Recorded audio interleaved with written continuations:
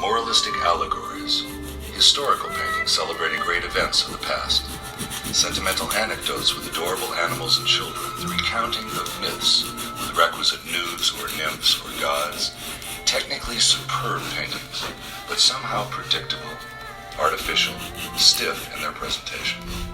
All this would change in 1817 in the little hamlet of Barbizon on the outskirts of the forest of Fontainebleau, southwest of Paris. There is a fascinating document in the Museum of Barbizon, the former Auberge Grande. It is the official registry which all inns were required to keep for the police.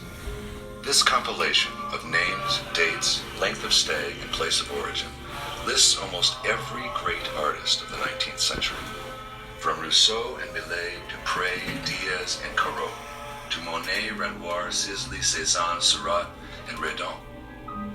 All of them stayed in Barbizon. Les peintres, c'est pas Barbizon qui viennent peindre. Ils viennent ici pour aller en forêt de Fontainebleau. In the beginning, the painters were mostly students from the École des Beaux-Arts. They were used to working in the studio from memory, and there was a new category for the coveted prize, the Prix de Rome, created in 1817 by the school. The Prix de Rome in historical landscape. There were two tests for this prize, a traditional one, the test of the historical landscape, which they knew how to do. Here, the landscape is more of a background than a subject matter. As a topic, you could have Jesus with the Samaritan woman, Mars and Venus, this type of thing. But the second test, much more perverse, was the topic of the tree.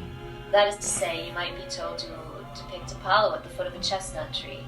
That became a horrific thing. As much as the students knew how to paint Apollo, they didn't know how to paint a chestnut tree or any specific type of tree. They'd never before been asked. They started to look in and around Paris. And since Fontainebleau was very close to Paris, they went there, because they didn't have any money, as often happens with students. Barbizon was interesting in that the inn, run by the Gann family, was cheap, and the small hamlet was close to the plain and right at the edge of the forest. They had to only cover 500 meters to go to work. There were always 10 to 20 students staying at the inn. Imagine, all of them young, none over 30.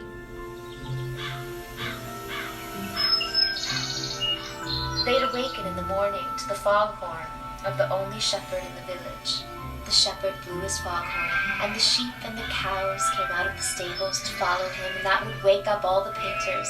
They'd hurry down the stairs, and Mrs. Gann gave them their coffee and had for each of them in a small bag a very frugal picnic. A liter of red wine, very important. A piece of bread, very important as well. A piece of meat from the day before. A little Swiss cheese. 2 hard-boiled eggs with salt. We do know there was salt, and that was it. Imagine how hungry these young people must have been coming back at the end of a long day.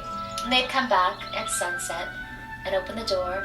10 to 20 of these young men making lots of noise because they were carrying canvases in their hands so they could dry, their boxes of colors, the sound of their hobnailed shoes, and often 1 or 2 dogs would come bounding into the house with them. They were so famished, they were so young, they could hardly wait for the meal that had been prepared for them. So they'd sit at the big table and start tapping their plates. It was like the army.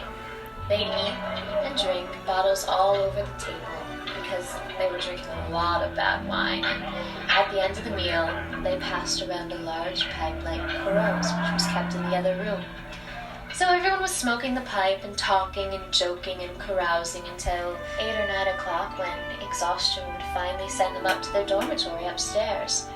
And the next morning, it would all begin again.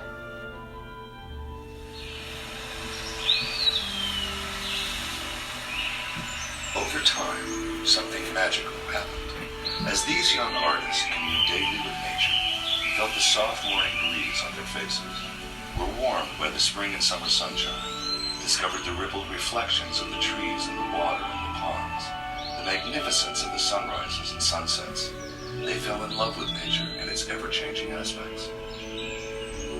Nature, which first served as a subject of observation, to pass the test of a tree for a school prize, became the object of their fascination, the main subject of their passion as painters. Little by little, the subject matter of the painting, as it was understood by the professors at the École des Beaux-Arts, disappears to be replaced by nature itself. The background for the painting becomes the foreground, indeed becomes becomes everything. They opened the first breach in the fortress of the École des Beaux-Arts, a breach that made it possible for the Impressionists who would come later to go much further with technique. There were several phases of Barbizon. The first phase consisted of observing nature and bringing it back in bits and pieces. That is to say, one day the painter is going to study an oak tree, yet not create a composition, but little by little. And it was Rousseau who first did it, and then Diaz. They realized that nature did not require anything else. They tried to find a motif in nature and not retouch it, and that was something really new. That was the second phase.